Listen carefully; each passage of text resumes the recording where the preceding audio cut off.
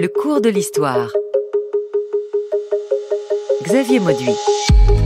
Lèse-humanité et populicide des crimes dans la Révolution française. Car dans le bouillonnement d'idées et d'événements qui secouent la France et le monde, nous sommes surpris par les ambiguïtés de la période, entre l'affirmation de valeurs humanistes et les horreurs de la terreur, entre la dénonciation de l'esclavage et les massacres de Vendée, entre les colonnes infernales et les droits de l'homme.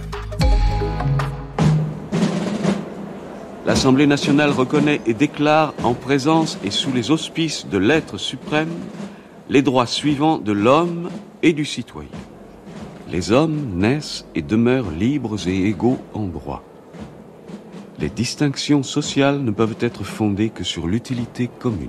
Le but de toute association politique est la conservation des droits naturels et imprescriptibles de l'homme.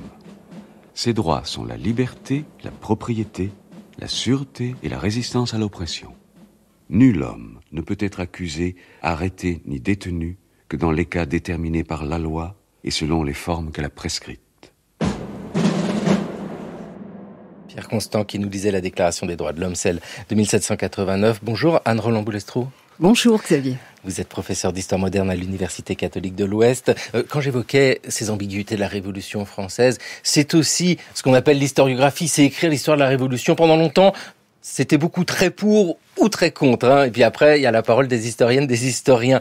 Mais c'est ça aussi la Révolution française.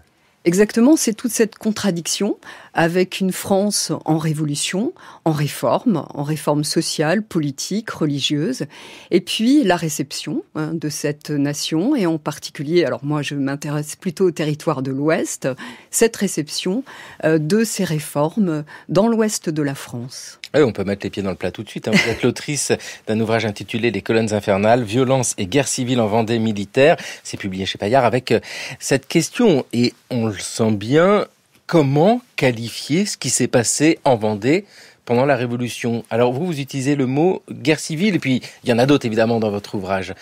Alors effectivement, j'utilise le terme de guerre civile. Alors c'est un terme qui est complexe, qui est difficile à appréhender, parce qu'il envisage énormément d'enjeux. Mais je trouve que le terme de guerre civile, en tout cas pour l'ouest de la France, est assez intéressant. On voit bien effectivement deux armées, deux projets qui s'affrontent, deux armées inégales, organisées cependant, et qui s'affrontent sur des idées radicalement différentes. Et ce que j'ai montré en particulier dans mes ouvrages et dans mes recherches, ce qui divise profondément la nation française et le territoire de l'Ouest, c'est la religion, c'est les réformes religieuses. Oui, c'est vraiment cela, parce que il y a toute une question, et vraiment, dans cette émission du cours de l'histoire, on va réfléchir à cela. D'ailleurs, pourquoi la Vendée? Pourquoi la Bretagne? Pourquoi une partie de la Normandie? Qu'est-ce qui s'est passé? Et avec nous dans le cours de l'histoire aujourd'hui, Pierre Cernat, bonjour. Bonjour. Vous êtes professeur d'histoire de la Révolution et de l'Empire à la Sorbonne. Sur cette question-là du vocabulaire à utiliser, et notamment dans le cas de la Vendée, nous sentons bien que c'est difficile, ne serait-ce que pour ne pas faire d'anachronisme. En 1789, il n'est pas possible d'utiliser des mots ou des expressions comme crime contre l'humanité ou génocide qui sont inventés bien plus tard. Qu'est-ce qui est utilisé à ce moment-là? On parle de massacre? Permettez-moi de m'inscrire en faux avec ce que vous dites. Allez-y. L'hypermodernité de la fin du XVIIIe siècle nous permet au contraire d'aborder immédiatement ces concepts-là. Et si vous me permettez, je reviens immédiatement sur votre première question. Ce n'est pas une contradiction. C'est un paradoxe. Au XVIIIe siècle, on a la pensée du paradoxe. Hegel n'est pas encore apparu dans sa classification philosophique, et la pensée des Lumières est une pensée du paradoxe. Donc ce n'est pas une contradiction, mais un paradoxe. Et si je puis ajouter quelque chose à la notion donc de Anne Roland-Boulestreau, la notion de guerre civile est utilisée par Bertrand Barrère, il en sera question à un autre moment dans l'émission, par Bertrand Barrère dans son grand discours du 1er octobre 1793, où il ne parle pas de guerre de Vendée. Il parle de vendéistes et il parle explicitement de guerre civile. Donc l'expression de guerre civile existe d'autant plus que dans le paysage mental des Français du XVIIIe siècle, la guerre civile, ce sont les guerres de religion, où les pires des massacres ont eu lieu. Donc il y a en fait déjà une connaissance, et dès 1789, dans quelques cahiers de doléances, on utilise déjà le terme de lèse-humanité. Alors c'est tout à fait important et c'est intéressant, et si vous me le permettez, je termine là pour laisser la parole à Anne Roland. Moi, j'apprécie d'autant plus et j'utilise d'autant plus le terme de guerre civile que, pendant très longtemps, vous l'avez dit, d'un côté, les historiens pour la Vendée, de l'autre côté, les historiens pour la République et plutôt contre les Vendéens, ont utilisé le terme de guerre de Vendée, dont Jean-Clément Martin nous a bien expliqué qu'il était né après, au 19e siècle. Donc si l'on parle de guerre civile, bien sûr, ça dérange certains historiens dits jacobins, mais ça permet d'englober plus que les territoires de l'Ouest et la Normandie. Ça permet d'englober, comme le rappelle Barrère dans ses deux grands discours, du 1er août et du 1er octobre, Toulon, Marseille et Lyon. C'est une partie entière de la France qui est en guerre contre la Convention. Anne Roland Boulestreau, quand on parle effectivement de ces guerres civiles, de ces colonnes infernales, nous sommes projetés dans l'Ouest, pour être un peu plus large, mais c'est une histoire complète de la France qui s'écrit ici. C'est une histoire totalement complète. En fait, la guerre de Vendée, elle est improprement nommée guerre de Vendée. En réalité, elle va toucher bien plus de départements que simplement la Vendée. L'épicentre est d'ailleurs plutôt le Choletais. Et c'est un véritable laboratoire politique, militaire, économique que l'on peut ici saisir. Les historiens, je trouve, n'ont pas suffisamment arpenté ce territoire. Les archives sont extrêmement riches, complètes. On a des milliers d'archives, de rapports extrêmement précis. Des hommes qui font la guerre, des administrateurs qui sont sur place sur le terrain et qui sont en relation avec les conventionnels, avec les représentants du peuple. Et on voit effectivement la résonance, l'écho de cette guerre de Vendée dans la Convention. C'est effectivement le fait de montrer une division par la Vendée, une division de la nation et surtout une faiblesse de la nation. La Vendée, c'est l'Angleterre. La Vendée, c'est Toulon. La Vendée, c'est le fédéralisme. On amalgame en fait toute cette guerre autour finalement de cette République assiégée. Le crime de lèse-humanité, on va alors le reporter contre la Vendée. Ce sont les Vendéens, par justement cette position tout à fait particulière, qui sont en train de menacer la République. Peut-on dire que la Vendée est inventée au moment de la Révolution ? La Vendée est inventée au moment la guerre de Vendée et la Vendée sont inventées au moment de la Révolution, lorsque les généraux de colonne sont envoyés en Vendée militaire entre guillemets. Ils n'ont pas de carte. Ils ne connaissent pas la Vendée.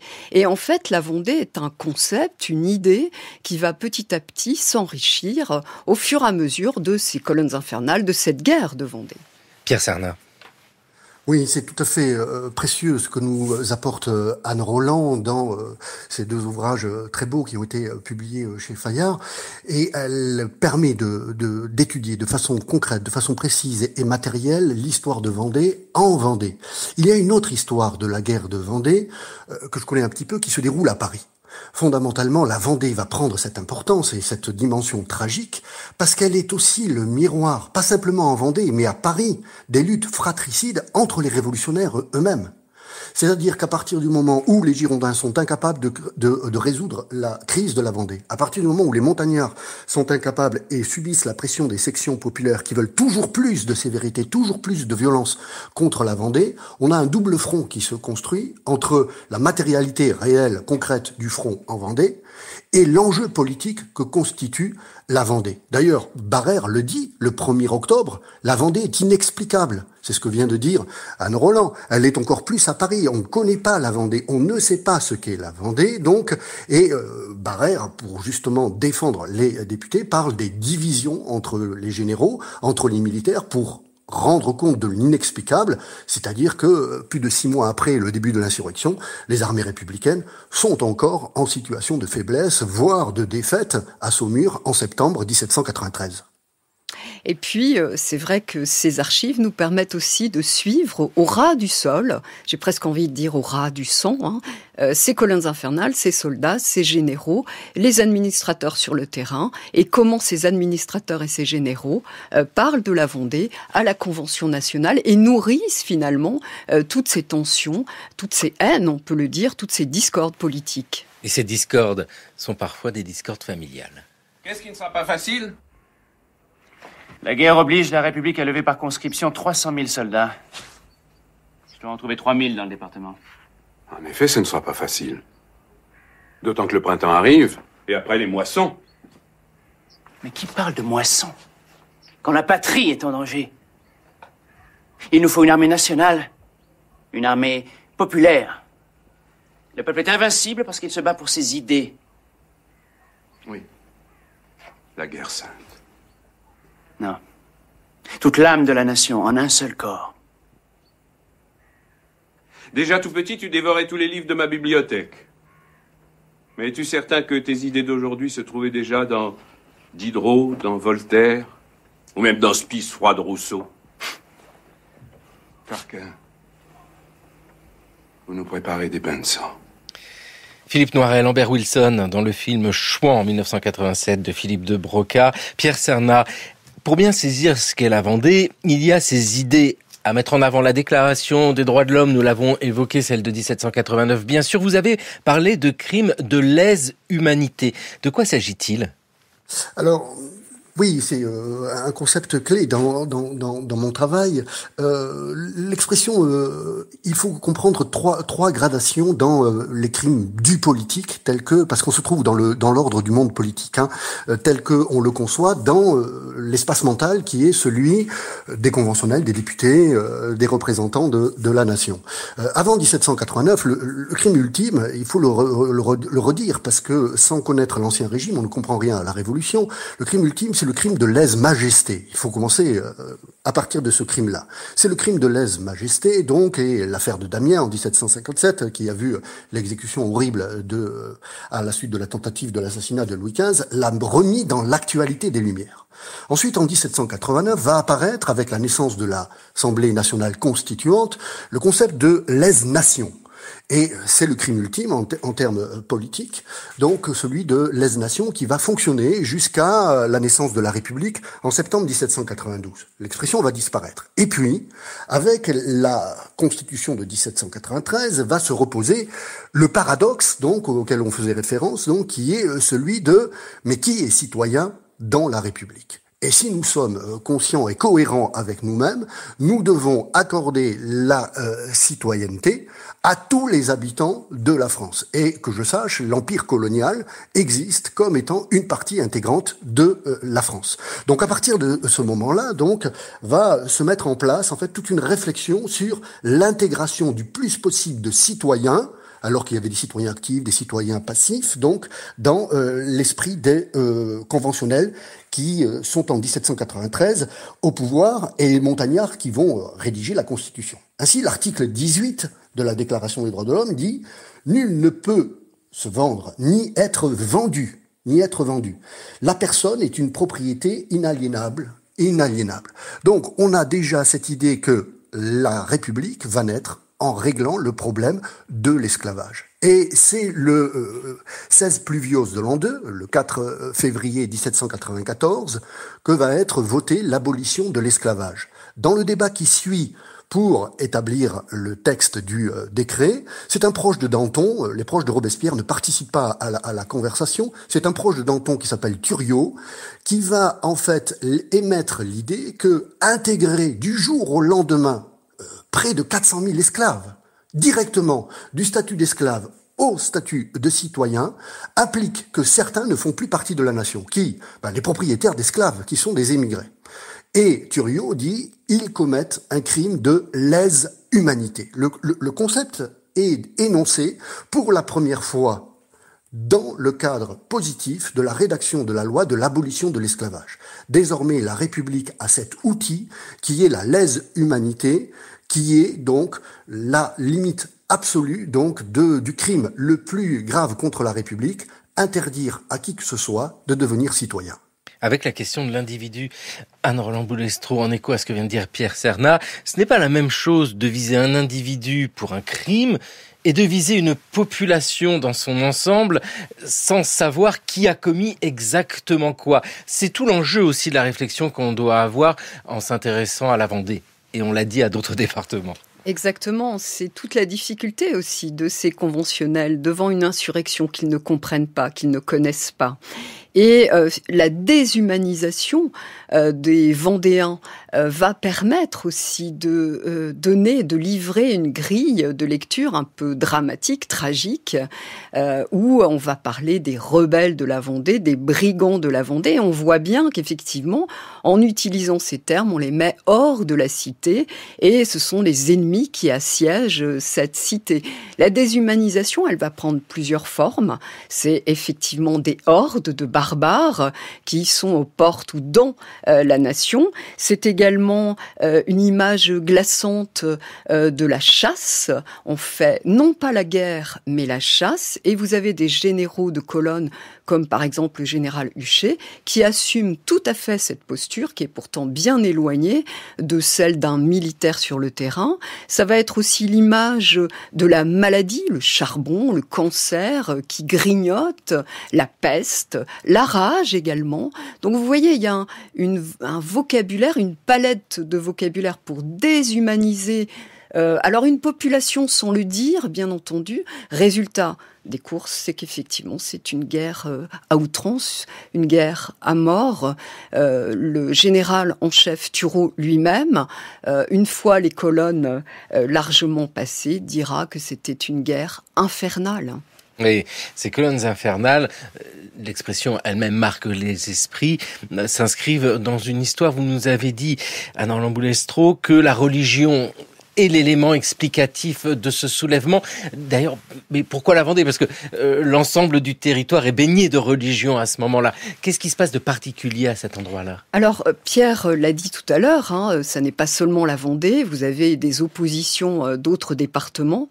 Il se trouve que là, depuis quelque temps, effectivement, ces réformes religieuses passent mal. Vous avez le tirage au sort. Vous avez d'ailleurs mis une bande de chouans qui montre justement cet élément déclencheur. On va très vite figer la Vendée dans Dieu et le roi. En réalité, c'est véritablement Dieu. Pourquoi la Vendée et pas les autres départements ?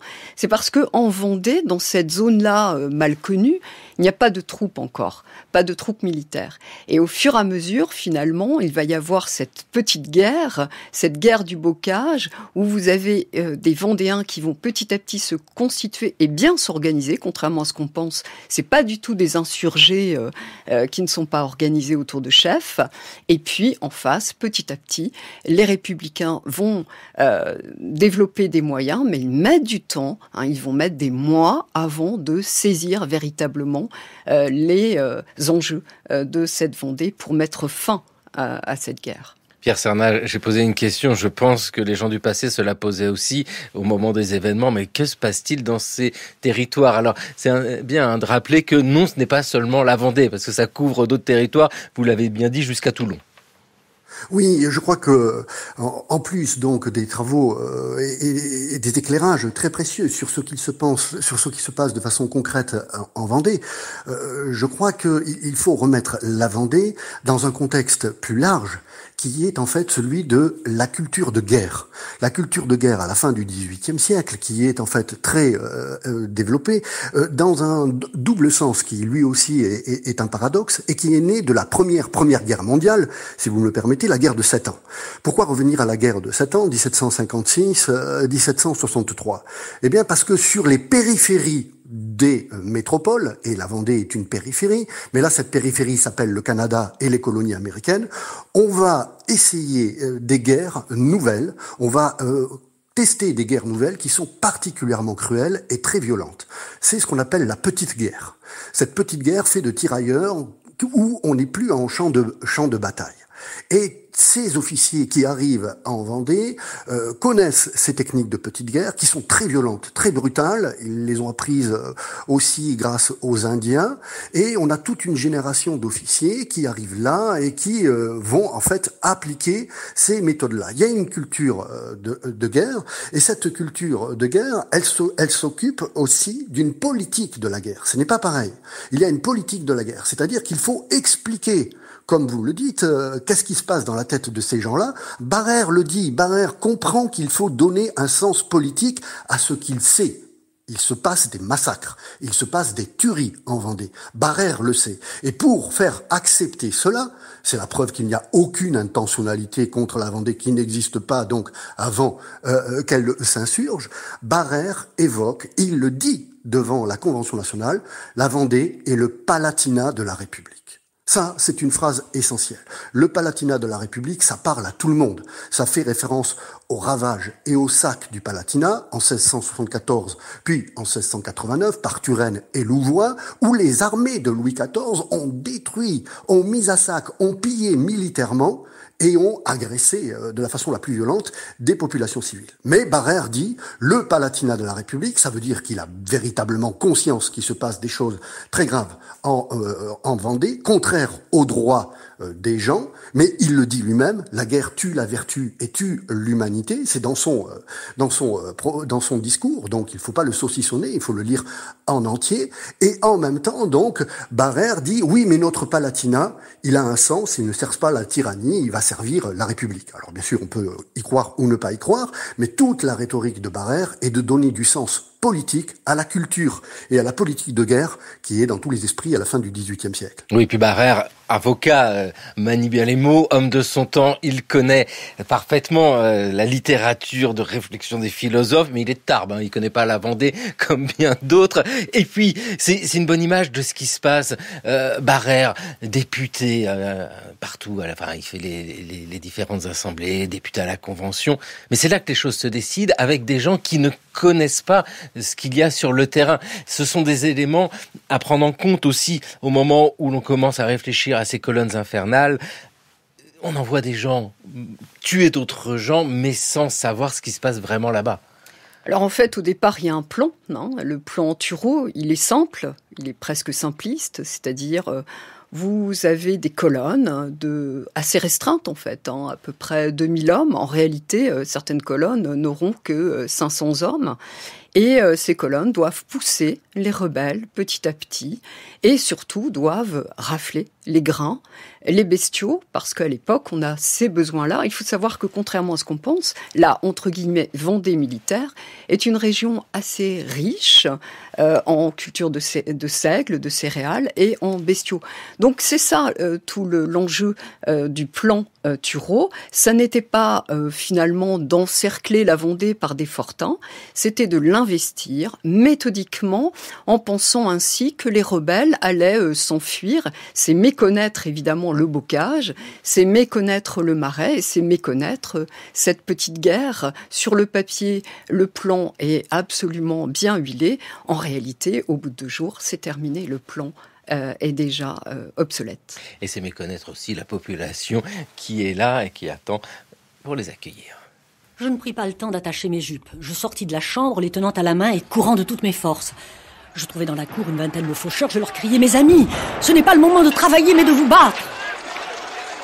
Il fallut partir, devant les assauts répétés des Bleus. Bientôt notre château fut investi. Ils portèrent de la paille et des fagots dans toutes les chambres, depuis la cave jusqu'au grenier, où il y avait plus de 800 sacs de grains.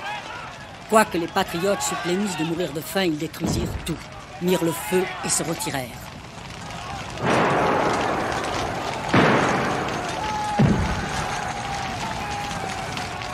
Les paysans s'approchèrent alors pour étouffer les flammes. Mais un incident incroyable se produisit.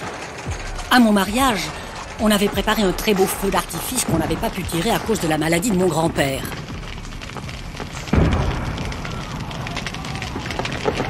L'incendie gagna et tout partit à la fois. C'était terrible et magnifique. Les paysans crurent à des coups d'artillerie et se sauvèrent. Le château fut consumé en entier.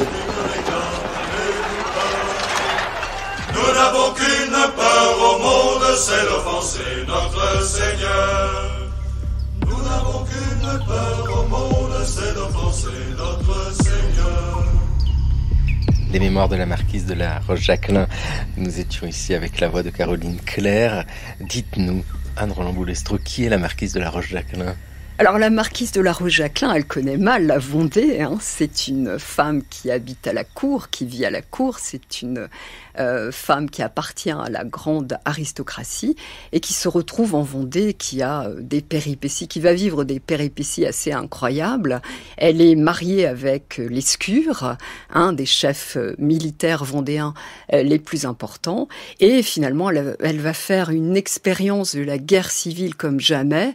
Elle va partir du côté de cette virée de galère, Outre-Loire. Elle va perdre des enfants, elle va perdre son mari, elle est veuve une première fois. Et on l'appelle la marquise de la Roche-Jacquelin puisqu'elle va se remarier avec un des frères d'Henri de la Roche-Jacquelin, Louis de la Roche-Jacquelin. Ce qui est intéressant dans les mémoires de la marquise de la Roche-Jacquelin, c'est cette espèce de lecture qu'elle fait de cette société vendéenne et de la guerre de Vendée. On voit là encore un paradoxe. D'abord, ce sont des paysans, ce qui n'est pas vrai. Vous avez toute la population qui va participer. Vous avez autant de paysans, d'artisans que de notables. Et puis, elle va montrer aussi dans ses mémoires un espèce de soulèvement spontané, complet. Ça n'est pas vrai. C'est-à-dire que vous avez des Vendéens, des familles de Vendéens qui vont se diviser, les uns pour la République, les autres pour la Vendée. Et puis, vous avez aussi des gens qui ne veulent pas choisir. Or, on le sait, c'est le drame des guerres civiles. On ne peut pas ne pas choisir. Et j'ai ainsi montré dans les colonnes infernales un village des Deux-Sèvres qui avait 2 drapeaux cachés dans le clocher, un drapeau républicain et un drapeau vendéen au cas où.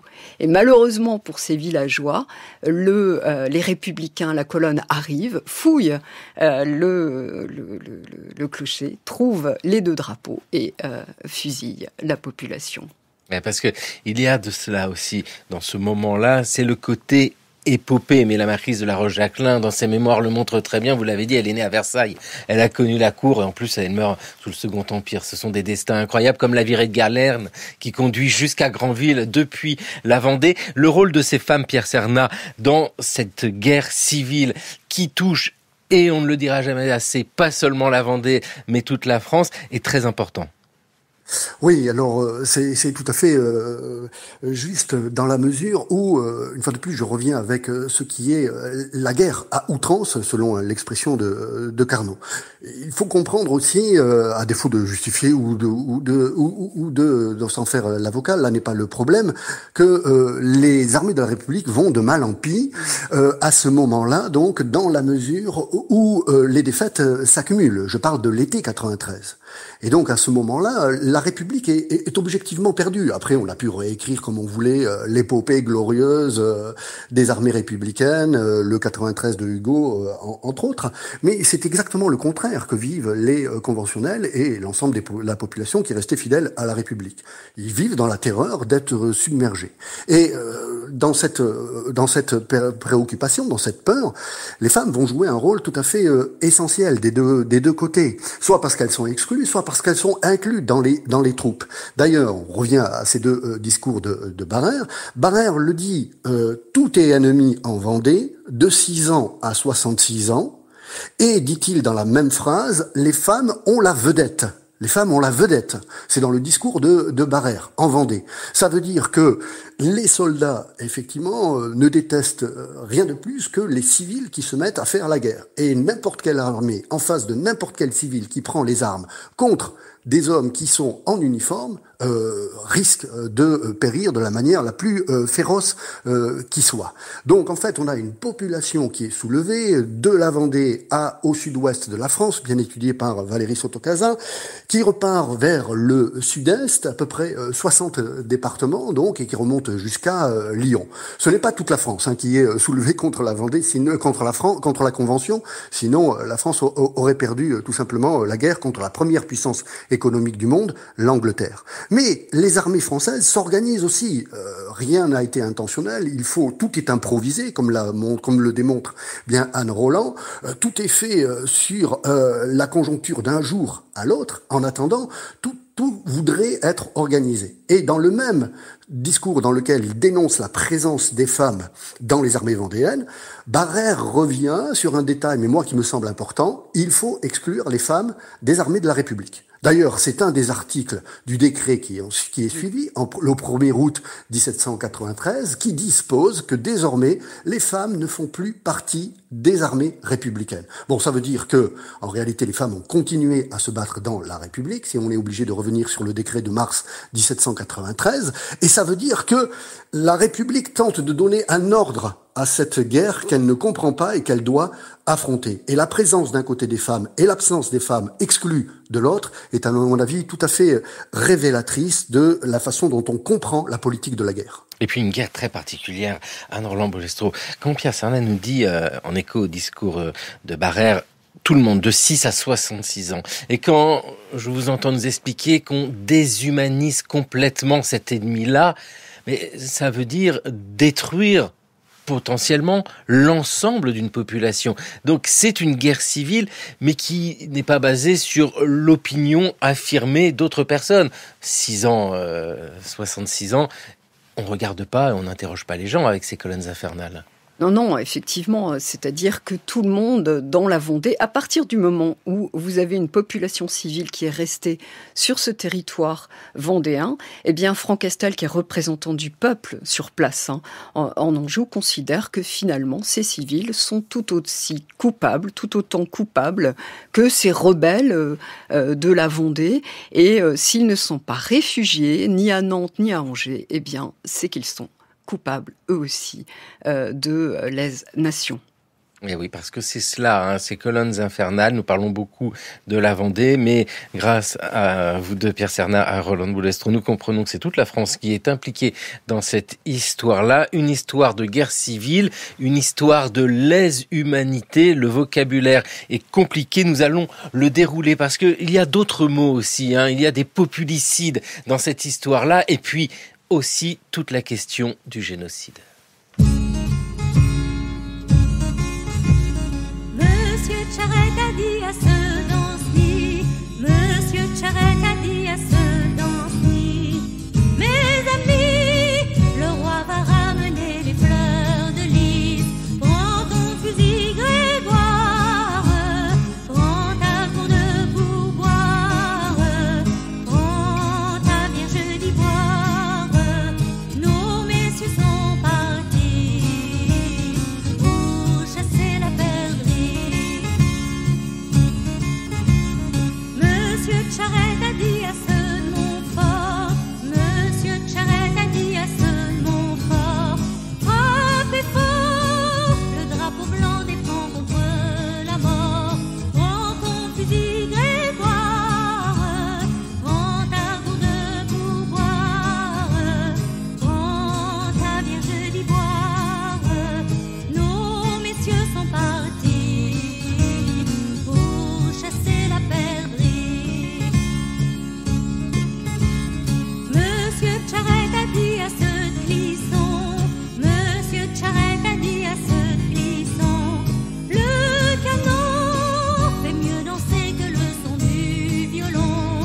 Prends ton fusil Grégoire, prends ta cour de pourboire, prends ta vierge d'ivoire. Nos messieurs sont partis pour chasser la perdrix. Prends ton fusil, Grégoire. Monsieur de Charette, c'est une chanson ici interprétée par Catherine Garret, une chanson écrite, composée par Paul Féval, l'auteur du Bossu. Là, nous sommes en 1853, mais elle évoque bien sûr cette guerre de Vendée, notamment la figure de Charette. D'ailleurs, Anne-Roland Boulestreau, cette histoire-là s'écrit avec des grandes figures qui ont été aussi mises en avant par la suite comme une évidence. Mais on entendait la Roche-Jacquelin, nous entendons la Charette, des incontournables. des incontournables, et puis on oublie les autres, c'est-à-dire par exemple un Catlino. Il faut savoir que ces figures-là, dans l'histoire du 19e, du 20e et du 21e siècle, elles vont être à la mode ou non, on va les oublier aussi. Par exemple, on a oublié un Jacques Catlino qui était le premier généralissime de l'armée vendéenne la plus importante, qu'on appelait l'armée catholique et royale de l'Anjou. Donc vous voyez que la guerre de Vendée, de nouveau, on revient sur cette dénomination. Et Catlino était très très à la mode au 19e siècle parce que évidemment c'est un voiturier, c'est un roturier, un voiturier colporteur, modeste en réalité, il est plutôt en ascension sociale, mais ça faisait finalement une figure intéressante pour les aristocrates, pour les gens d'église qui montraient que c'était un homme de foi, et donc il était complet au 19e siècle, on mettait toujours en avant Catlino. Et au moment du centenaire de la Révolution, le personnage emblématique de la guerre de Vendée, c'était Catlino. Et puis maintenant, c'est vrai que c'est plutôt Charette par le Puy du Fou, Charette par le film, Charette parce qu'il représente finalement ce panache, cette épopée vendéenne pour les uns, ou bien cette résistance également, et donc il devient un personnage à la mode. On a complètement oublié, et ça c'est par la volonté de la marquise de La Roche-Jacquelin, Stofflet, qui était l'autre chef, encore en vie. Ils étaient rivaux d'ailleurs, Charette et Stofflet ne s'entendaient pas l'un l'autre, et Stofflet, finalement, la marquise de La Roche-Jacquelin ne l'aime pas. Dans ses mémoires, dès la fin du XVIIIe siècle, elle le montre comme un personnage complètement falot et sous l'influence d'un personnage tout aussi important, mais qu'on a oublié, Bernier, l'abbé Bernier. Et petit à petit, on va évacuer Stofflet, alors que c'est l'un des deux chefs les plus importants de cette deuxième Vendée. Avec une riche histoire iconographique de tous ces héros Catlino beaux gosses. C'est le héros romantique. Enfin, non, mais c'est ça. Il blond, est repris, les yeux bleus. Repris par la suite. Exactement. On retrouve ça, Pierre Cernat, sur ces figures héroïques de ces guerres de Vendée. Oui, chacun ses critères de beau gosse. Je vous parlerai d'un jeune adolescent qui est dans l'esprit aussi très vite des républicains, parce que les républicains ont aussi besoin de leur martyrologe, comme les Vendéens. Ils ont besoin de leurs héros, parce qu'il peut y en avoir aussi. La puissance de feu des Vendéens n'est pas à négliger dans les premiers mois de l'insurrection.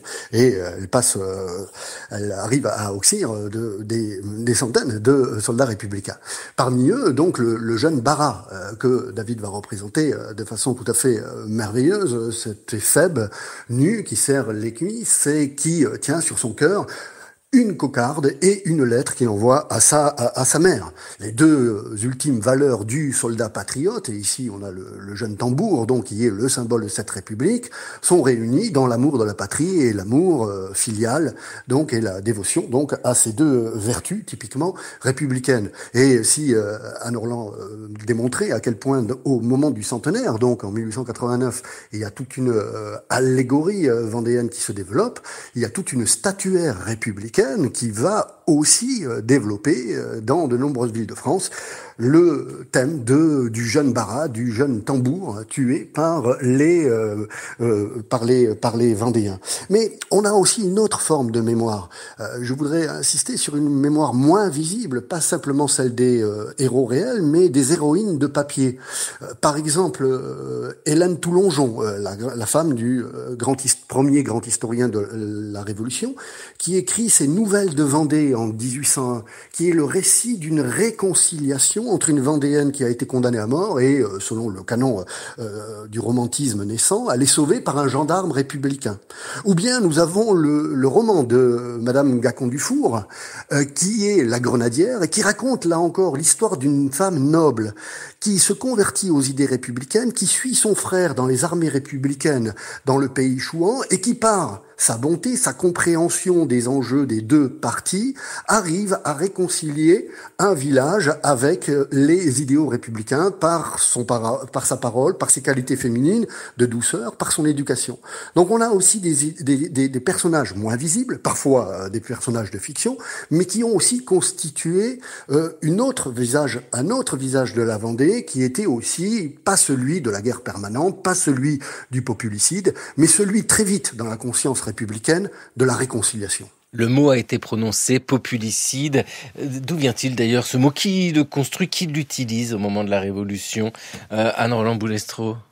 Alors, c'est un terme qui va être inventé par Gracchus Babeuf, qui est un journaliste, qui va finalement montrer que l'État, en laissant des pleins pouvoirs à Carrier, qui est représentant du peuple à Nantes, ou bien à Turreau, qui est général en chef de l'armée de l'Ouest, a permis le meurtre de toute une population. Voilà le terme de populicide.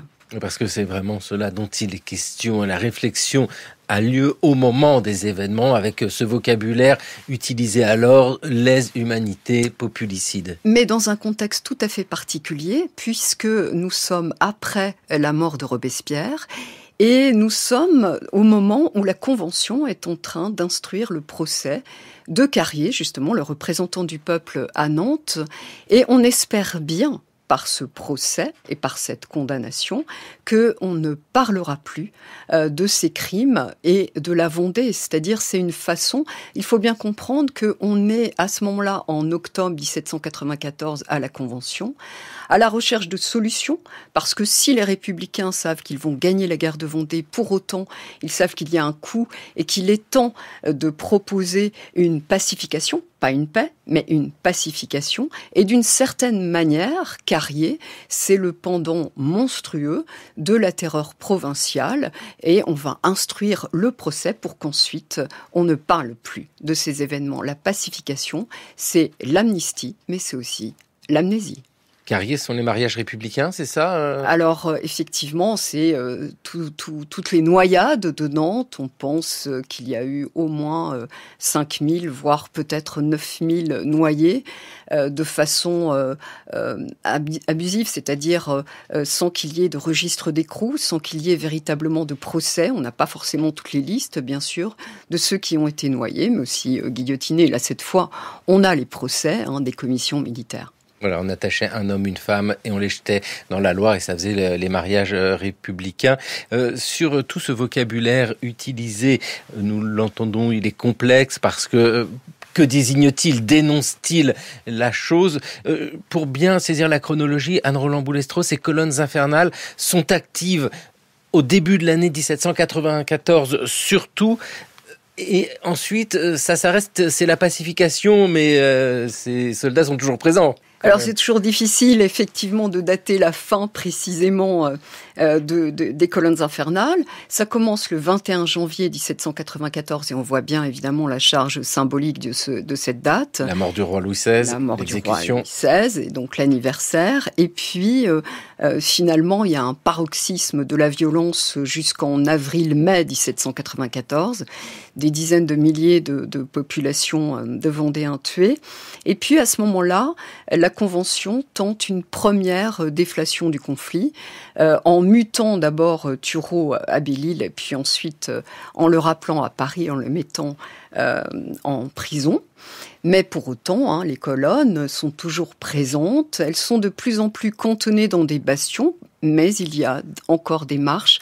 Je pense que la dernière colonne infernale, celle qui a véritablement massacré des centaines de civils, elle a lieu en juillet 1794 par un général, qui est le général Huchet, qui finalement lançait une opération sur le pays épaulé par une autre colonne, celle du général Ferrand.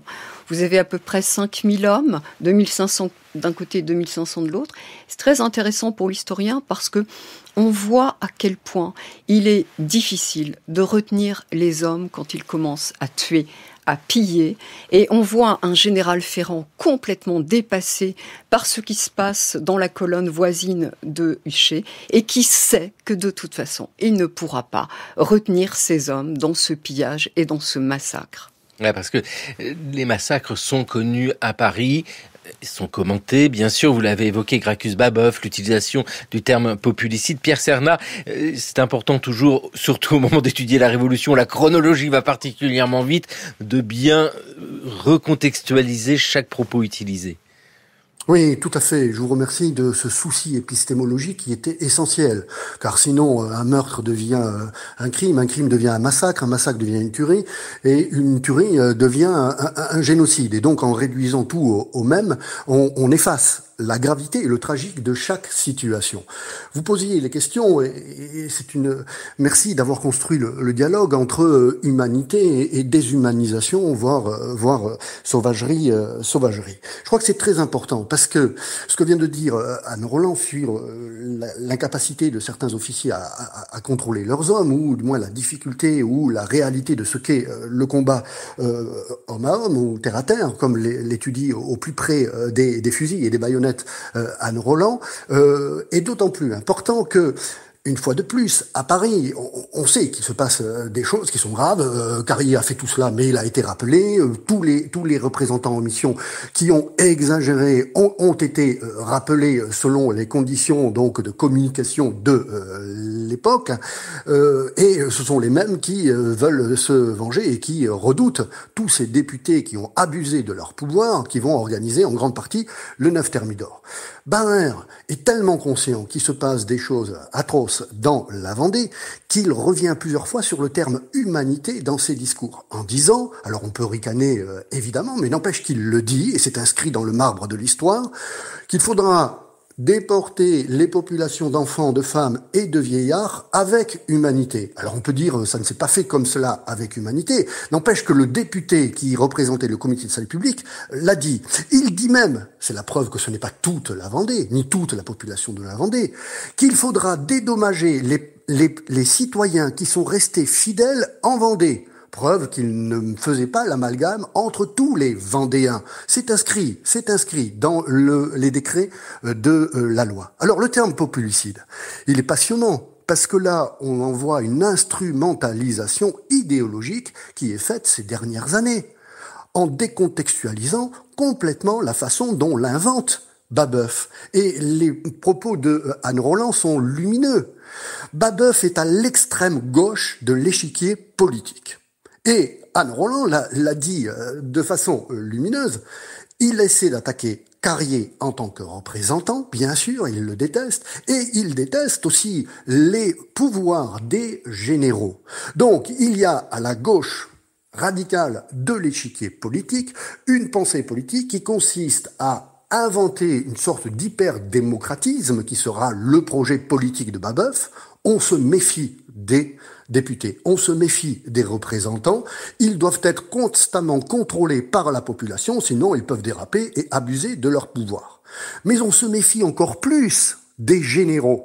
On se méfie encore plus des généraux à la gauche de l'échiquier politique. Il y a déjà cette dimension donc antimilitariste à la gauche de l'échiquier politique. Je vous rappelle quand même que Barrère, le 1er octobre 1793, pour expliquer les échecs de la Vendée, met tout sur le dos des militaires, en disant les militaires aiment la guerre, les républicains aiment la paix. C'est dans le discours de Barrère. Donc Barrère dit il ne faut pas que ce soit les généraux qui finissent la guerre, ce sont les peuples qui terminent la guerre. Pour cela, il faut terminer vite la guerre. Et il faut contrôler les militaires. Donc, Babeuf, lorsqu'en 1795, il se rend compte de la réaction thermidorienne qui est en train de démanteler tout le projet, toute l'économie sociale et plus égalitaire du versant économique de la politique de la terreur, Babeuf crée ce terme de populicide, mais pour attaquer à Paris, dans le langage politique de la capitale, les représentants dont il faut toujours se méfier et les généraux qui ont la mauvaise habitude de penser que la victoire va leur donner le pouvoir politique dans la République. Babeuf se trompe simplement de 4 ans, mais il avait vu juste. Ouais, il se trompe de 4 ans, il a vu juste, et puis surtout, c'est rappelé sans cesse, mais ça ne surprend personne, combien l'histoire est instrumentalisée à des usages politiques. On le sait bien, la manière de raconter l'histoire change tout, et d'ailleurs, exemple pour le bicentenaire de la Révolution française, la Révolution racontée aux enfants. On retrouve Philippe Noiret. Lazare Carnot, c'est enfin que les Vendéens fusillent leurs prisonniers, qu'ils jettent vivants dans des puits les soldats républicains et les recouvrent de pierres, que leurs femmes crèvent les yeux des blessés. Alors, une terrible colère le saisit. Les Vendéens vont se battre avec un extraordinaire héroïsme, avec aussi l'énergie du désespoir. Pour échapper aux assauts de l'armée républicaine, ils marchent vers Granville, sur la Manche, croyant y trouver les Anglais. Tragique erreur. Il leur faut battre en retraite, vers la Loire. Fin décembre 1793, ils sont écrasés à Savenay par le général Marceau. Commence alors la répression, dont le général Turreau prend l'initiative avec ses colonnes infernales. Rarement on aura fait preuve de tant de violence et de cruauté. On détruit systématiquement les villages. On met à mort les habitants. Les femmes sont jetées vivantes dans des fours, des bébés embrochés à la baïonnette. Et, puisque la Grande Guerre de Vendée est achevée, pourquoi ces nouveaux incendies, ces nouveaux massacres, ces nouvelles victimes? Plus de 100 000 entre janvier et mai 1794. France Culture, le cours de l'histoire. Xavier Mauduit. Philippe Noiret, 1989, qui raconte la guerre en Vendée, les colonnes infernales. Anne-Roland Boulestreau, c'est pas la même chose pour le vocabulaire à utiliser en 1989 qu'en 1794. On l'a bien dit, sous la Révolution française, il y a du vocabulaire. Les humanités, populicide, mais à bien replacer dans son contexte. En 1989, quand on entend cela, nous disposons d'autres notions juridiques. Crime contre l'humanité, crime de génocide, crime de guerre. Ça se construit aussi autour de cette histoire-là, cette réflexion qui nous rapporte souvent à des actualités. Alors en réalité, le terme de génocide a été déjà utilisé par certains historiens, en particulier Armel de Visme, dans les années 60. On voit que les procès de Nuremberg vont avoir une certaine résonance, un certain écho chez les érudits et chez les historiens.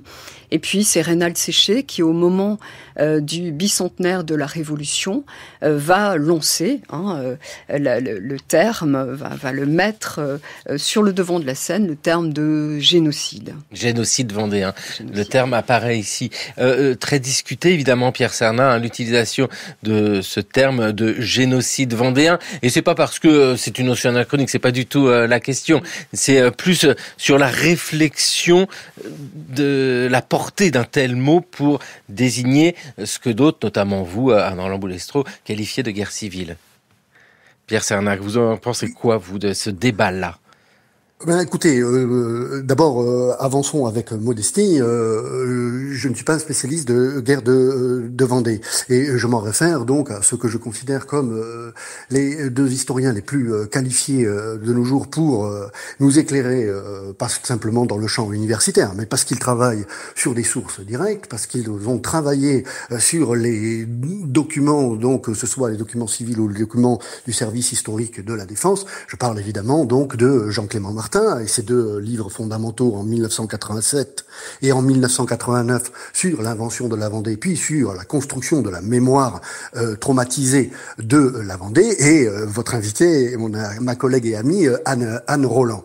Tous deux nous disent que la notion de génocide n'est pas opératoire, sans minimiser nullement, sans cacher strictement rien des violences, de la violence inouïe, des violences extrêmes qui ont été celles des armées républicaines. Ils réfutent scientifiquement le terme de génocide. Et là, je comprends mieux, parce que si je ne suis pas spécialiste de guerre de Vendée, j'ai beaucoup travaillé sur les phénomènes d'hyperviolence dans d'autres lieux de la Révolution, et notamment dans l'espace colonial, et il me semble que pour que le terme juridique, car c'est un terme juridique, le terme de génocide, soit qualifié, il y a quelque chose dans le droit français, et on sait si c'est important pour la Révolution, le droit, donc rien n'est fait hors de la transparence de la Convention, donc il faut qu'il y ait intentionnalité. La notion d'intentionnalité est essentielle en histoire et dans la qualification du délit, puisque c'est évidemment la préméditation, le plan préparé qui qualifie l'importance du génocide. Or, personne n'a jamais écrit, à ma connaissance, aucun député, aucun responsable, aucun polémiste, aucun journaliste n'a écrit avant la Vendée, avant le soulèvement de février 1793, quoi que ce soit, d'abord contre la Vendée qui n'existe pas, contre les Vendéens qui sont comme d'autres citoyens français, pour ou contre, ou ils ne savent pas ce qu'ils pensent de la Révolution. Il n'y a aucune intentionnalité. Le génocide est une culture. On ne construit pas un génocide, c'est-à-dire l'acceptation sociétale du niveau de supportabilité de violence qu'implique un génocide sans une culture préparatoire à ce génocide. Songez, et peut-être certains auditeurs vont en hurler, mais je l'assume, songez à ce qui se passe tout au long du XVIIe siècle par rapport à la population protestante. C'est une longue culture de déconstruction de l'édit de Nantes qui va amener un siècle après à la révocation de l'édit de Nantes pour éradiquer spirituellement, humainement et du territoire la population protestante. Donc là, il y a justement une culture qui dure des dizaines d'années.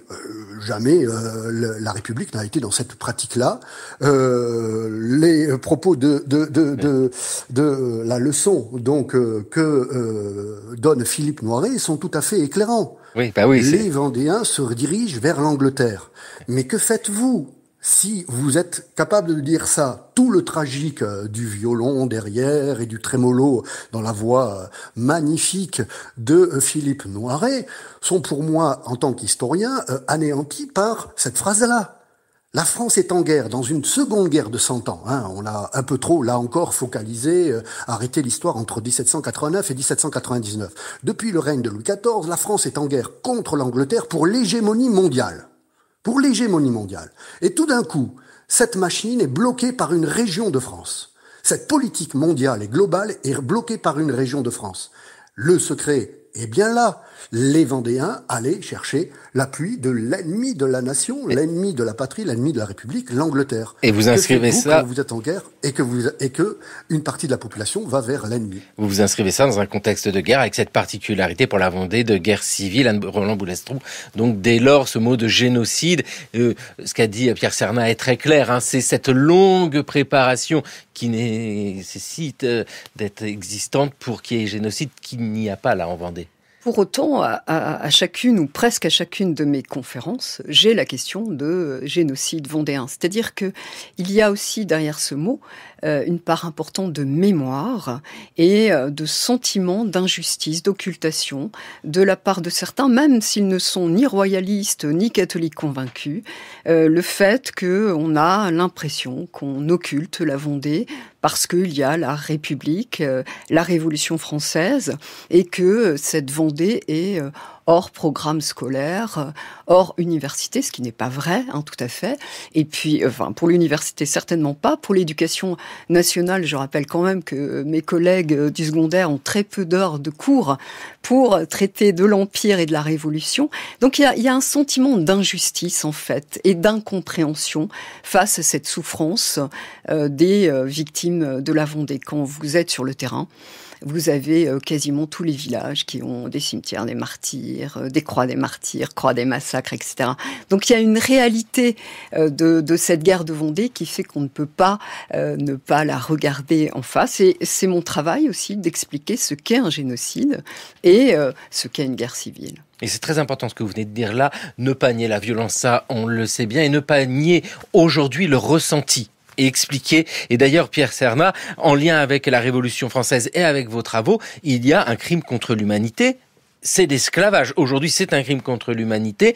La Révolution met fin à l'esclavage en 1794, avant que Napoléon Bonaparte le rétablisse en 1802. Mais on est sur ces mêmes réflexions-là, des réflexions complexes. Oui, bien sûr, une réflexion complexe. Tout réduire à des termes pour s'inventer un buzz médiatique, si vous me permettez cette expression quelque peu triviale, bon, on peut être intéressant, puis pour la personne qui en tire les fruits particuliers, mais ça ne fait pas avancer le débat de la controverse scientifique et rigoureusement menée sur les documents. Or, justement, ce qui est intéressant, c'est qu'au même moment où se déroulent les colonnes infernales, donc en février 1794, voilà un paradoxe de plus à la fin du XVIIIe siècle, les députés de la Convention vont, le 4 février 1794, abolir l'esclavage. Alors, une nuance quand même, si vous me le permettez, et donc, parce que ce n'est pas la Révolution, vous l'avez dit, qui a aboli l'esclavage. Rendons aux acteurs de l'abolition de l'esclavage ce qui leur revient. Parce que si les Vendéens se plaignent qu'on les ait oubliés, alors qu'à la fin du XIXe siècle, il faut déjà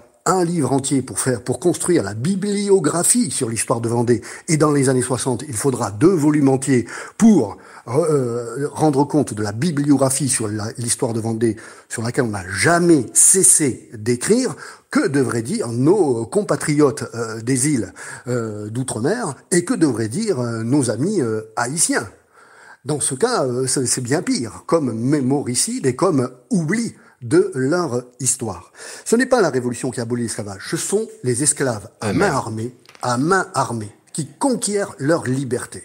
Et je suis désolé, peut-être vais-je être le vilain petit canard de cette émission, mais l'histoire est bien souvent violente. L'histoire est violente et les mémoires sont douloureuses. Souvent, nous l'entendons. Elles ne doivent pas être en opposition, et c'est en cela que le travail des historiens, des historiennes est fondamental. Donner des clés de compréhension. Vraiment, merci à tous les deux d'être venus. Anne Roland Boulestreau, il y a votre ouvrage Les colonnes infernales et il y a les autres, Punir et détruire en Vendée militaire. Toutes ces réflexions sur guerre et paix en Vendée sous la Révolution française. Et Pierre Cernat, merci beaucoup. On lira les travaux que vous avez dirigés, mais notamment avec Frédéric Réjean sur les colonies, ou votre ouvrage qui paraît contre les fascismes. Merci vivement à tous les deux d'être venus dans le cours de l'histoire. Merci beaucoup. Depuis 3 siècles, l'Europe qui se dit chrétienne et civilisée torture sans pitié, sans relâche, en Amérique et en Afrique, des peuples qu'elle appelle sauvages et barbares. Le cours de l'histoire sur France Culture, une émission réalisée par Thomas Beau, à la technique Ruben Karmazi, une émission préparée par Jeanne Delecroix, Jeanne Copper, Raphaël Laloum, Solène Roy, Maïwen Guiziou. Le cours de l'histoire écouté à podcaster sur franceculture.fr et l'appli Radio France.